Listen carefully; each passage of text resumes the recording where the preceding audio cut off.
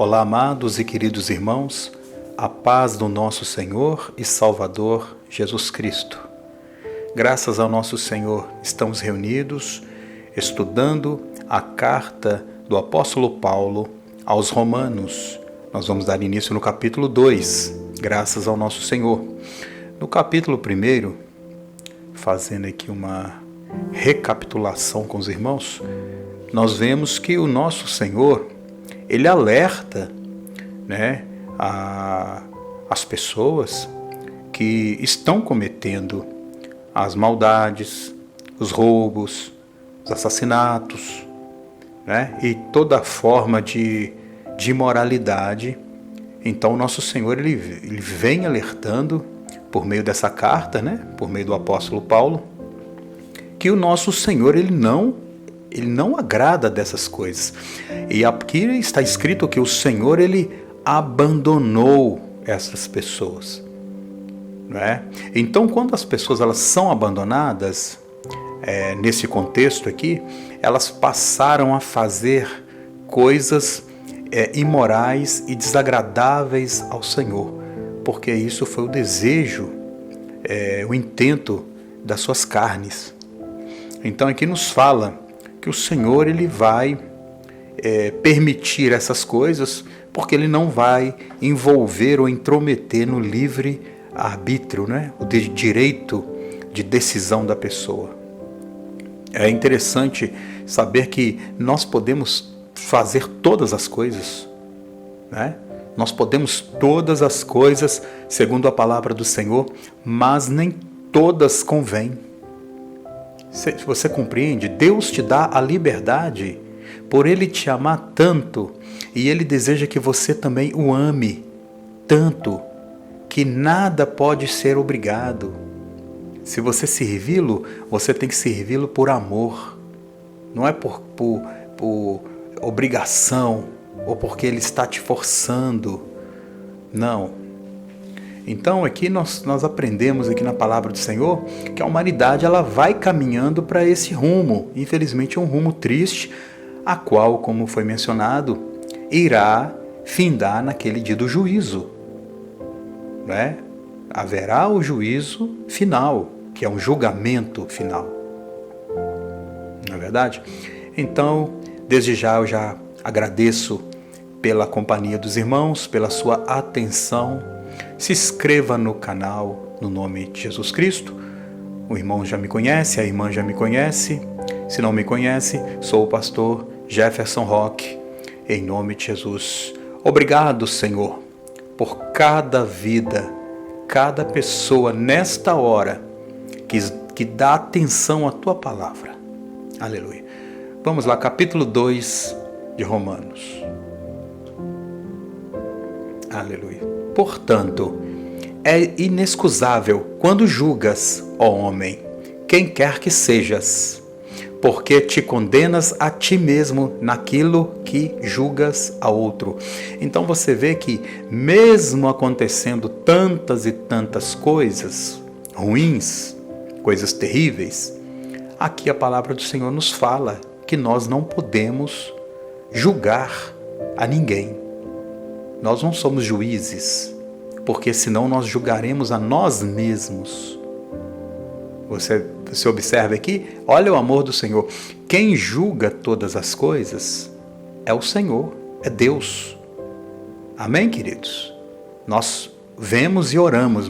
Se você vê algo errado, ore, peça ao Senhor em oração, Aí você estará agradando a Deus, porque este é o propósito de Deus. O Senhor não enviou servos dele para contendas, para bate-boca, de forma alguma. Deus não quer isso. Deus quer que eu e você sejamos pacificadores, e não cabe a nós julgar a ninguém. Pois tu que julgas, fazes o mesmo. E bem sabemos que o juízo de Deus é segundo a verdade sobre os que tais coisas fazem. E tu, ó homem, que julgas os que fazem tais coisas, cuidas que fazendo-as tu, escaparás aos juízos de Deus? Ou desprezas tu as riquezas das suas benignidades e paciência e longanimidade, e ignorando e a benignidade de Deus te leva ao arrependimento? Mas segundo a tua dureza do teu coração intermitente, e tesouras ira para ti no dia da ira e da manifestação do juízo de Deus, o qual recompensará cada um conforme as suas obras. Então você vê que mesmo as pessoas, elas julgando e criticando ou matando, ofendendo, essas mesmas pessoas que praticam essas coisas estarão fazendo o mesmo, julgando, criticando, infelizmente até matando. Então aqui está falando que Deus vai pagar conforme as suas obras, todos nós, conforme as obras. Então, mas Deus é benigno, Ele pode transformar o coração, desde que a pessoa queira, deseja e se esforce para mudar. A pessoa tem que querer mudança, não é verdade? A pessoa tem que desejar a mudança. Um exemplo, alguém comete um delito e vai parar na prisão. Então aquela pessoa, ela passa por um julgamento, ela é condenada a 2, 3, 5 anos de prisão. Ou mais, como a gente vê muitos casos por aí. Mas aquela pessoa cometeu aquele crime. Adianta aquela pessoa agora que está lá na penitenciária ficar blasfemando de Deus, xingando, murmurando, ofendendo o juiz que julgou ali, ou advogado, sei lá, provocando confusão? Não, isso não vai adiantar nada. Pelo contrário, vai agravar a sua pena, vai agravar a sua situação. Ao invés dela refletir e pensar, onde eu vim parar? Aonde eu vim parar? Eu cometi o erro, eu falhei, eu errei e agora estou aqui. Quando eu sair daqui, eu me endireito, eu não volto para cá nunca mais. Esse é o certo, a pessoa pensar assim, para o bem da sua própria vida. Para aqui eu não volto mais, neste lugar eu não volto nunca mais. Eu me arrependo. E no mundo espiritual, nesse ponto, não é diferente. Só que se a pessoa morrer assim, nos seus pecados, vai ter o julgamento, vai ter o juiz, vai ter as testemunhas todas ali presentes, e essa pessoa receberá uma condenação, porém eterna. Então cabe somente a Deus julgar e nós orarmos e orientarmos. Nós podemos orientar, nós podemos falar com as pessoas, aconselhar, isso aqui está errado, isso aqui não é bom, isso é conselho. Agora julgar cabe a Deus. A saber, a vida eterna aos que com perseverança em fazer bem procuram glória e honra e incorrupção. Mas a indignação e a ira aos que são contenciosos e desobedientes à verdade e obedientes à iniquidade, tribulação e angústia sobre toda a alma do homem que obra o mal, primeiramente do judeu e depois do grego. Então aqui, amados, você vê que é um exemplo, primeiramente do judeu, depois do grego. A pessoa que tem prazer na maldade, que ela obra com alegria o mal, aqui ela vai ser julgada.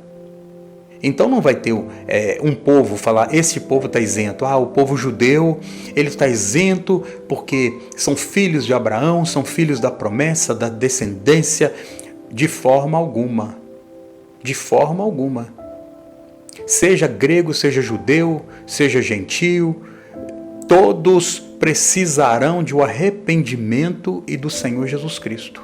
Todos precisarão. Todos nós precisamos. Eu preciso. Você precisa. Certo? Ninguém irá se justificar. Não há homem que se justifique na presença do Senhor. As nossas obras não têm justificação, por mais boas que sejamos ou obras boas que tenhamos. Nós precisamos do Senhor Jesus, desse sacrifício que foi feito. Glória, porém, e honra e paz a qualquer que obra o bem, primeiramente ao judeu e também ao grego, porque para com Deus não há acepção de pessoas, porque todos os que sem lei pecaram, sem lei também perecerão. E todos os que sob a lei pecado, pela lei serão julgados. Então você vê, todos que sobre a lei pecaram, também será julgado. Mas aquele que faz o bem, vai também receber a misericórdia. Não é? A lei, conforme a palavra do nosso Senhor, ela coloca uma regra muito rígida, a qual, quem obedecer toda a lei, no caso aqui, ou grego ou judeu, eles serão salvos, mas por causa da obediência que eles tiveram à palavra da lei, a palavra de Deus, que foi a lei dada por Moisés. Mas, segundo a palavra do Senhor, e é por isso que foi nos dado o segundo mandamento, o Novo Testamento, este Novo Testamento, foi por quê? Porque ninguém conseguiria cumprir essa lei. Ninguém conseguiria, não é? Então havia aqueles sacrifícios ali, derramamento de sangue para o perdão daquele pecado que era momentâneo.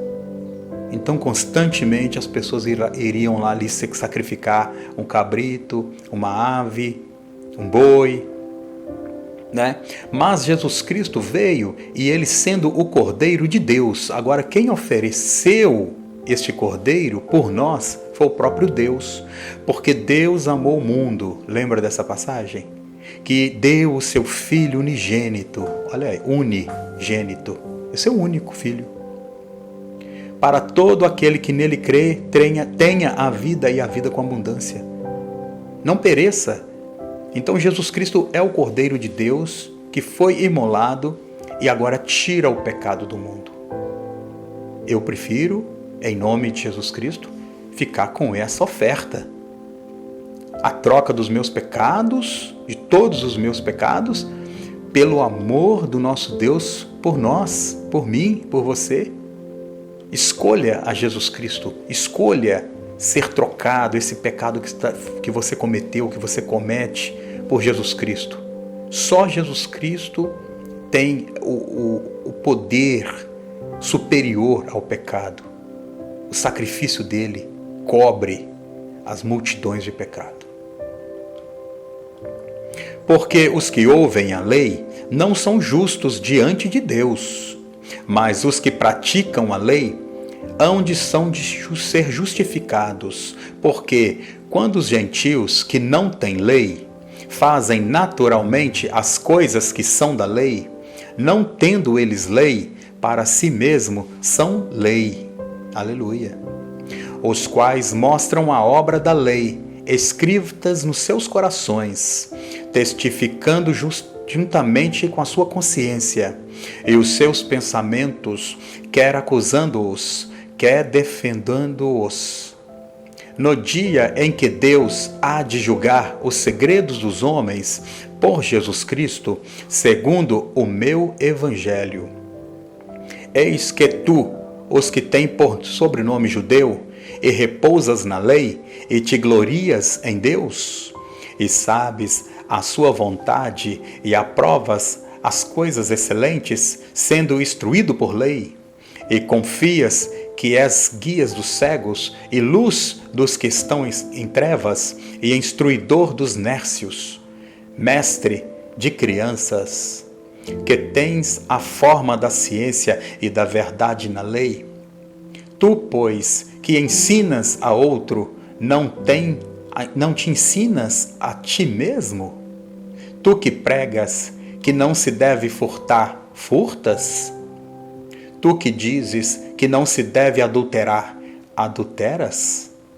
Tu que abominas os ídolos, comete sacrilégios? Tu que te glorias na lei, desonras a Deus pelas transgressões da lei? Porque, como está escrito, no nome de Deus é blasfemado entre os gentios por causa de vós. Porque a circuncisão é, na verdade, proveitosa, se tu guardasse a lei.